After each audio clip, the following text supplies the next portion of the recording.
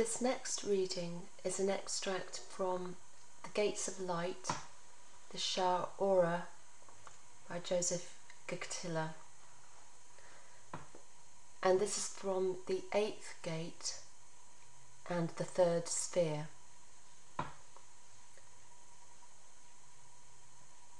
Adonai, my strength, who makes my legs like the deer's and lets me stride upon the heights. The author says, we have seen fit to explain the essence of the 8th name, which is written one way and vocalized another. It is written YHVH and it is vocalized as Elohim, and it is also given the notation of Elohim. This is the sphere called BINaH. You must be aware that this is the name that connects all the spheres with its powerful bonds of emanation and magnetism. For this is the 3rd name of the 3 highest names which are united and are intimate with Keter, the highest sphere. From this name, the overflow of light, emanation and blessing flows through all the channels until the 7 lower spheres are blessed from the 3 upper spheres. What you must know is that the name which is written with the letters YHVH and is pronounced as Elohim reflects its essence, for it is connected to both names. That both hold fast to the world absolute mercy, which is the essence of Keter, one from the right and one from the left.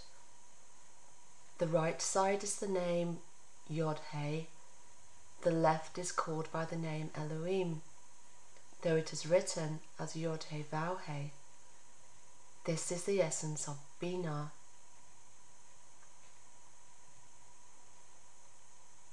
From this name, the attribute of Din, judgment, begins to be drawn to the spheres, but this is not absolute Din, for it is contained in the world of mercy.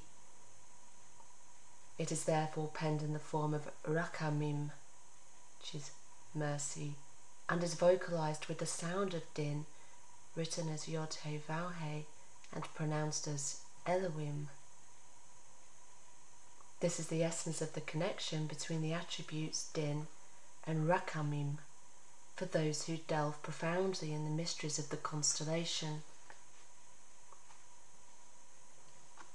Know and understand that this name is the one that brings the attribute Din to all the spheres, and his throne is called Elohim, which is the attribute of Gevurah and Pashad, which are strength and fear. It is from this name that the overflow will come to the left side, that is called Elohim. We must alert you to this principle, for whenever you find the name Elohim in the Torah, it alludes at times to this sphere which is written with the letters YHVH and is pronounced Elohim, which is known as BINaH, as in the verse, in the beginning Elohim created, which is the essence of this sphere for those with the intellect to delve into the mysteries of the Kabbalah. This verse would be difficult to understand if not for the intimate oral tradition of the Kabbalah. Behold, I will intimate the meaning through these verses. It's in Genesis. In the beginning, Elohim created. And these are the generations of the heavens and the earth as they were created on the day YHVH Elohim made the heavens and the earth. And from Habukkuk, YHVH Adonai, pronounced Elohim, my strength. And from Proverbs, YHVH instilled the earth with wisdom and prepared the heavens with Tibunah, which shares the same root as BINaH, understanding.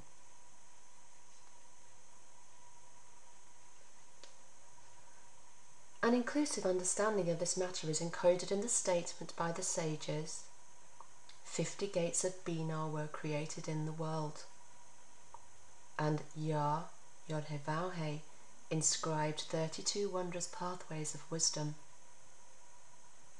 The one who knows how to perceive these verses with these statements can begin to understand that which matters, and this cannot be comprehended except through an orally transmitted tradition of Kabbalah.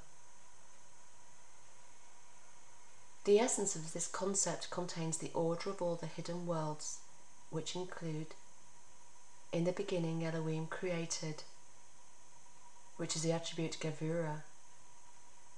In the beginning Elohim created, which is the attribute Malkuth. For each of these spheres gave birth to world orders, and in each of them the essence of the verse, in the beginning Elohim created, is contained. These ideas are very profound, and not everyone is able to plumb their depths.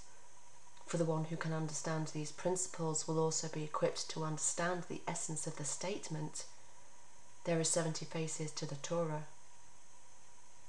If this is so, open your eyes and understand that wherever the name Elohim is written, it alludes to the sphere BINaH, just as we have alluded to here, and sometimes it refers to the attribute Gevurah, for whom it is suited, while at times it refers to the attribute Malkuth, when it dresses in the garments of Gevurah. The principle only applies when Elohim is mentioned by itself, but when Elohim appears with Tzvaot, which is heavenly host, as in Elohim Tzvaot, returners, it refers to his holding fast to the left pillar of Hod with the attribute of Gevurah, with weapons of war in hand, wearing the garments of jealousy.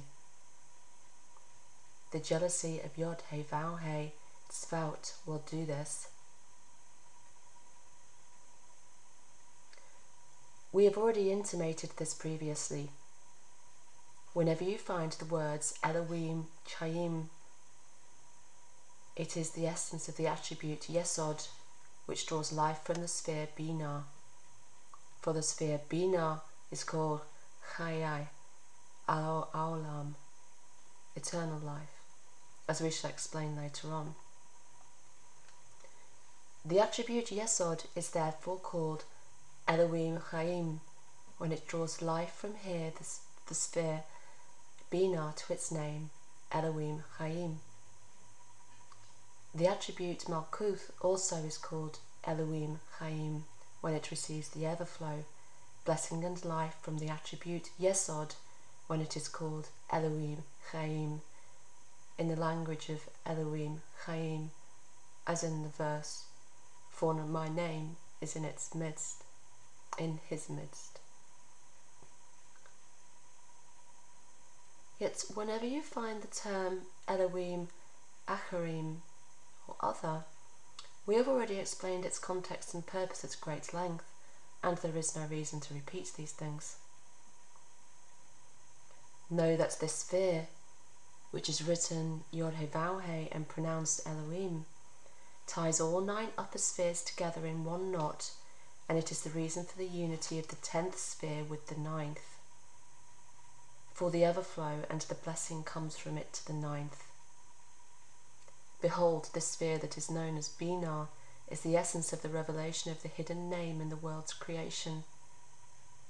For all the 7s are established from her, and their emanation stems from her, and it is for her they yearn. For her until the attribute Yesod, from her into the attribute Yesod, there are 7 spheres, for she is the one who connects the 3 upper spheres with the 7 lower ones. For she is the essence of the 3rd upper sphere, and the 1st of the 7 lower, or the 7th, depending upon whether you count from top to bottom or bottom to top.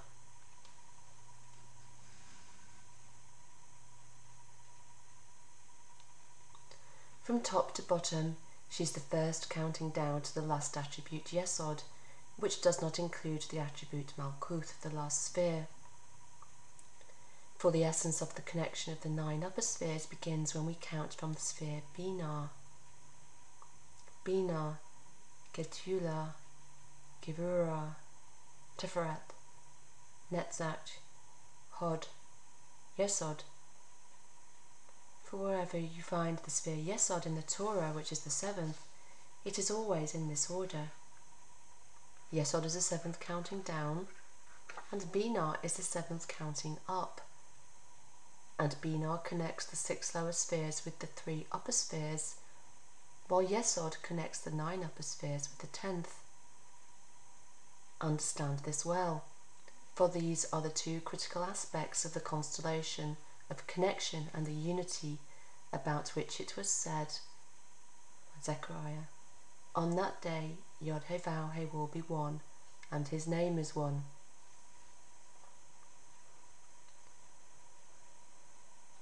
For because the word one is mentioned twice, it reflects the essence of the 2 parts of the attached unity of the 10 spheres, the essence of which is one part being 3 and the others being 7.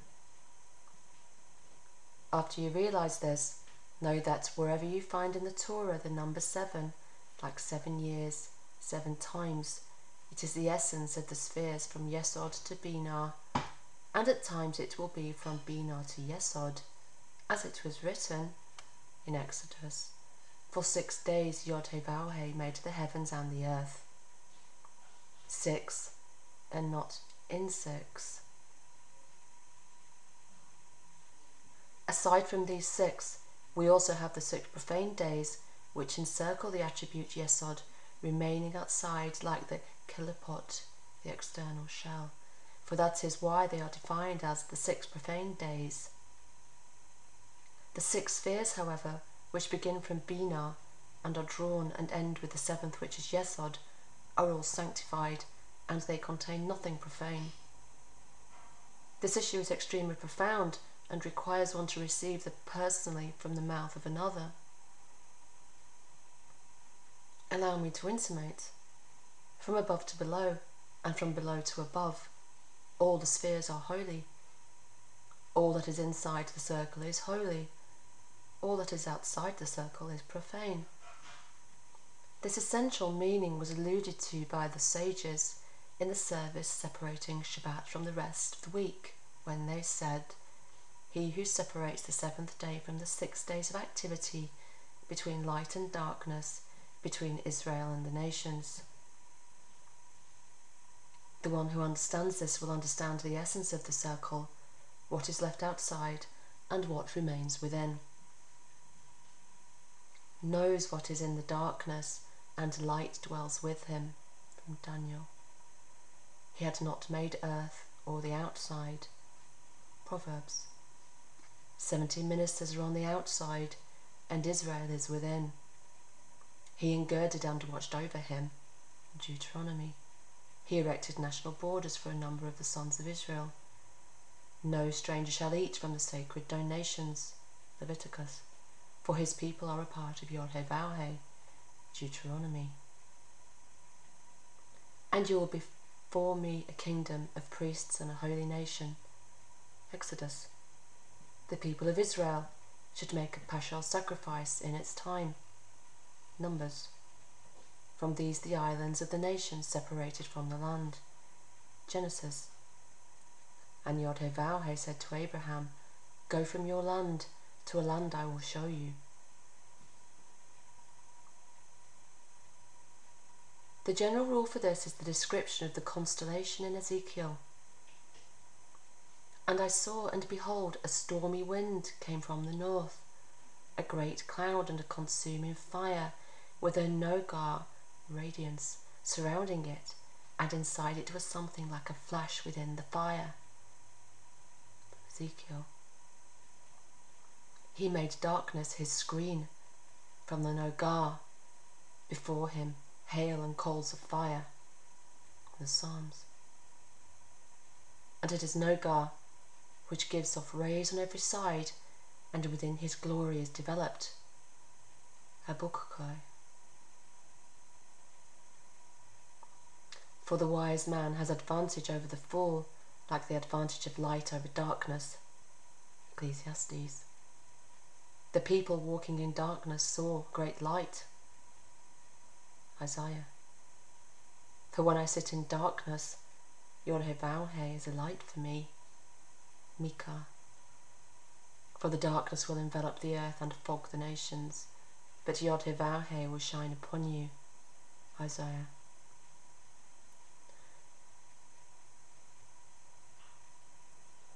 The one who can contemplate the deepest essence of these verses and all their implications can understand the profound nature of all that we have said. If you will be worthy, you will hear the Kabbalistic secrets from mouth to mouth. For he who walked benighted without radiance for him, he should trust in the name YHVH.